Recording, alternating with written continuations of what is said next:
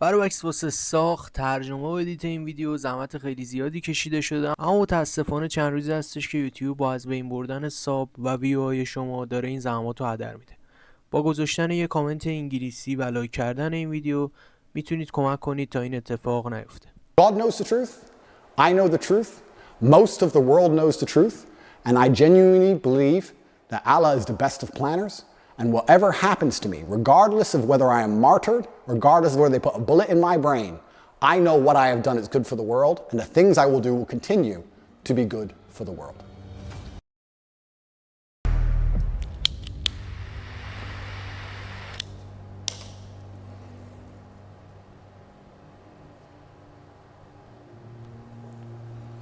In the interest of saving absolutely everybody's time, I feel like doing a generalized statement to all legacy media inside of the Matrix. And I'm doing it to save their time and mine, as well as protect the minds of the masculine youth for the future. I want to make it very clear that the legacy media, which I enjoyed the company of today, have made a massive mistake and missed a chance to do some genuinely interesting journalism. After being unfairly incarcerated in a Romanian dungeon, I thought that even the BBC, in its absolute arrogance and hubris, would be smart enough to come to me after 6 months, being the first interview I gave to the Matrix, and be smart enough to ask questions people were genuinely interested in. What's it like inside of a Romanian prison cell? How were you treated? Why was a person's liberty deprived of them for 6 months without charge? How is your mental state post your unfair incarceration? Things people are genuinely interested in hearing. But instead, they came with the same old talking points. And I'd like to address all of these talking points to the Matrix media now to prevent this happening again, because it's a monumental waste of everybody's time. I say things on the internet. I've been making content on the internet for a very long time.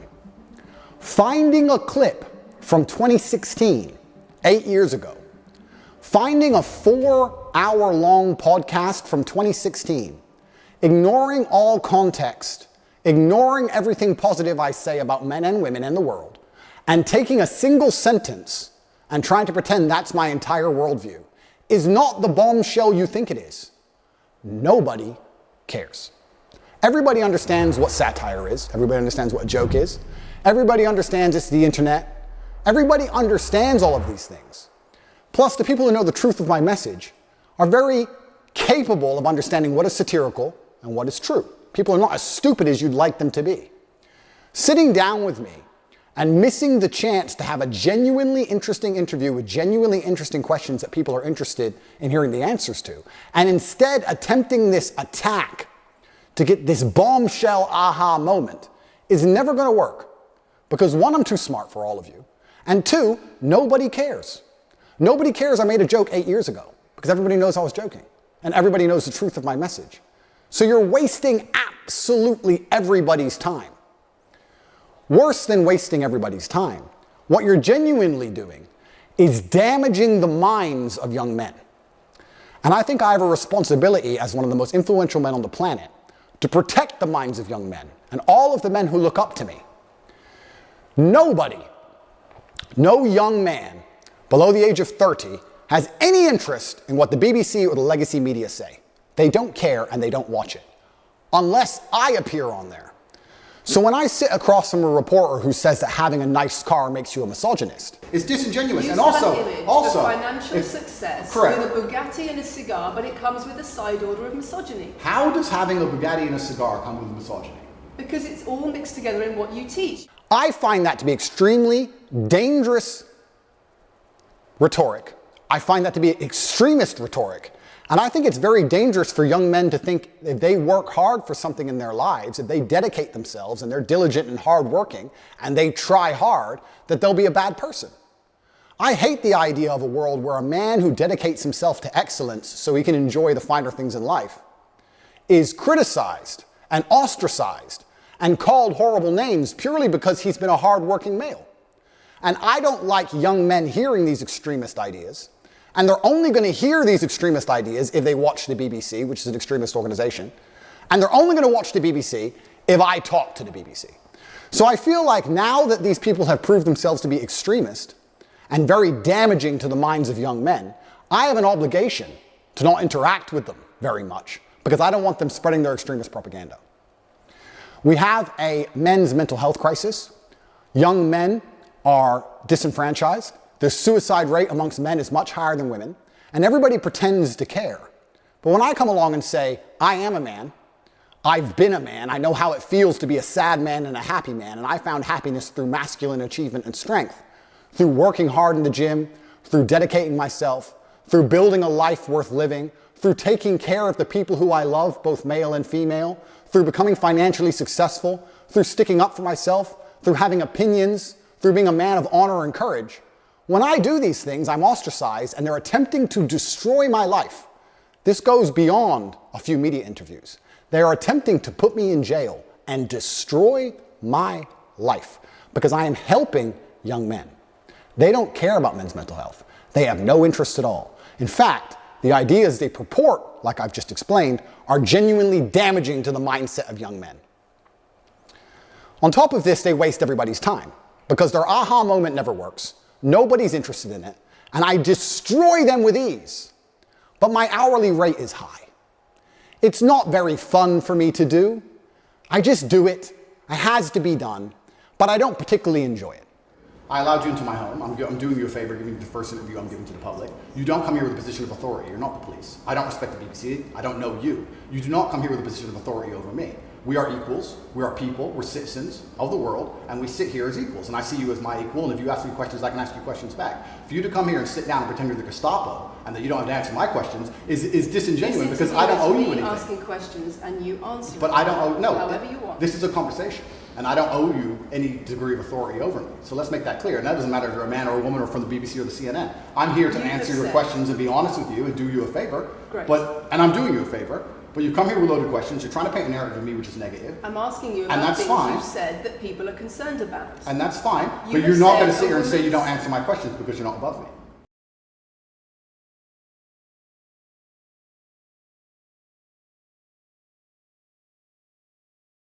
So, in the interest of spreading good and positivity in the world, which is my number one objective, I am making this clear to all legacy media outlets.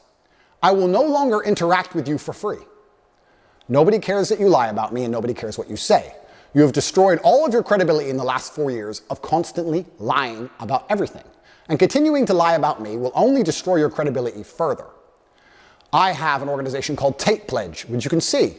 Go to CobraTate.com and click at TATE Pledge, and you will see that I dedicate $25 million a year to feeding children, both male and female, in war-torn countries. I would like to think that even the legacy media can agree that feeding children in Sudan, or Turkish children after an earthquake, or Syrian children in refugee camps is a pretty positive thing to do for the world.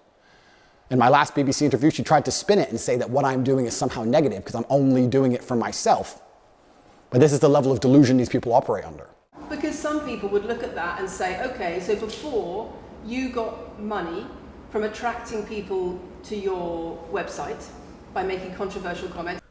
دوستان بابت قطع کردن ویدیو عذرخواهی میکنم، ولی سطح مزخرف بودن و غیر منطقی بودن و احمقانه بودن حرفای این گزارشگر به حدی بالاست که واقعا نمیشه سکوت کرد و به زودی ویدیو در رابطه با تحلیل این مصاحبه و حرفای خود اندرو تیت براتون میذارم و اون ویدیو رو هم توی همین چنل یوتیوب ریل ورلد آرمی قرار میدم و میتونید ببینید.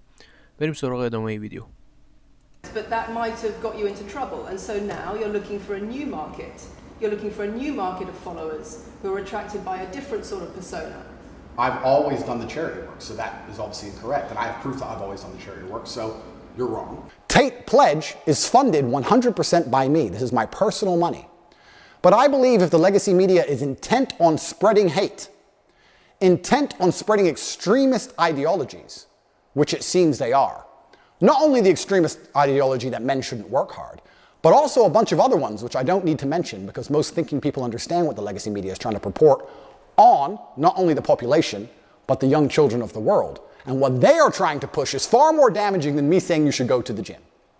Therefore, I no longer have any interest with interacting with the legacy media for free because I don't want their extremist views shown to young children without doing some good for the world. My fee from this point onwards is $50,000 and a box of chocolates. That is what it is going to cost you to speak to me. If you are from the Matrix, you will give me $50,000 in advance, which will be donated to TATE Pledge, which will be used to feed children in war-torn countries. And you will also bring a box of chocolates to my gate, which I will ingest as I listen to your Matrix propaganda and destroy you. Because I deserve chocolates if I have to put up with you. I am an extremely successful man, and my time is valuable. And you're wasting mine, yours, and everybody else's. So if you're going to come along with your extremist ideas, I would at least sleep better at night if you were feeding some poor, innocent children somewhere in the world. But you have no interest in doing any good for the earth. You're only interested in spreading hate, unlike me who wants to do good things. So, post my BBC interview, I've been contacted by the New York Times, CNN, the Clinton News Network, all of them. And they're all desperate to interview me because they understand the number of views it will get. I want to try now, I want to try now. And they all want to try a different version of the same aha moment. Not understanding, because they're completely detached from reality, that it's not an aha moment and nobody cares. They're not interested, they're not smart enough to look at the board of the chessboard and say, this isn't going to work. Let's ask him questions people actually care about. They're not that smart. So if you want to waste your time and mine, that's what it's going to cost you. $50,000, I managed to procure meals at around 80 cents each, so we'll feed over 60,000 children for wasting an hour of my time, plus a box of chocolates. That is my fee from this point forward. I will still speak to non-Matrix media outlets who are interested in the truth, interested in asking interesting questions that people want to hear the answers to. I will still be available to do my own podcasts and tell the truth. But as long as legacy media retain their reputation as peddlers of extremist ideology, I no longer have any interest in promoting them and making them relevant. It's better we allow them to become irrelevant, which they are doing, through their own dishonest actions. I will no longer interact with any of you for free ever again. So, to the 64 journalists who have emailed me so far since the BBC interview, do you have $50,000 in a box of chocolates? Because I'm not interested in speaking to you for any other reason. I actually think I'm being quite kind only charging 50 grand. I should charge 200 grand, but I'm a nice man. And $50,000 will still feed a lot of children. I promise any legacy media outlet that pays me the fee can have an interview. And I also promise to provide full accounting and receipts to prove that that money goes directly to charity, to feeding children in war-torn countries. But I will no longer allow the Matrix propaganda machine to infect the minds of innocent children by using my relevance to achieve interviews and get views they would never normally get to spread hateful propaganda. If you can't afford me, you're going to have to go back to just lying about me without speaking to me. Because God knows the truth, I know the truth, most of the world knows the truth, and I genuinely believe that Allah is the best of planners, and whatever happens to me, regardless of whether I am martyred, regardless of whether they put a bullet in my brain, I know what I have done is good for the world, and the things I will do will continue to be good for the world. Get your checkbooks out, or don't email me at all, because there will be no compromise. I don't care what you try and do and say to goad me into an interview. You can lie about me all you want. It's what you do already. I'm not afraid of your lies. It's going to cost 50 grand plus a box of chocolate.